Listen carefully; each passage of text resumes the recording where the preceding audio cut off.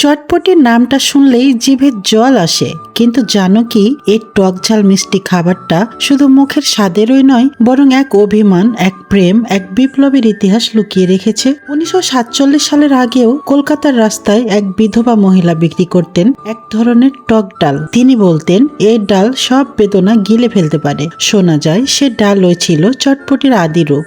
পরে সেই রেসিপি যখন ঢাকায় এসে পড়ে, তখন পুরন ঢাকার এক যুবক, যিনি ছিলেন কবি ও বিপ্লবী, তার প্রেমিকার কথা মনে রেখে নাম রাখেন চাটপটি। চাট মানে মজাদার আর পটি মানে স্মৃতি। প্রতিটি চটপটির স্বাদ আলাদা, কিন্তু কেন? কারণ অনেকে বিশ্বাস করেন আসল চটপটির মধ্যে দিতে হয় রহস্যময় 5 নম্বর মশলা, যা একমাত্র পারিবারিকভাবে সংরক্ষিত হয়। কারো কারো মতে সে মশলা আসলে এক প্রকার শুকনো আমের গুঁড়ো, আবার কেউ বলেন সেটা একটি হারিয়ে যাওয়া মশলা সংমিশ্রণ। চৌধুরী চাট মিশ্রণ নামে বিখ্যাত ছিল 1890 সালের সিলেটে। হ্যাঁ, ঠিকই শুনেছ।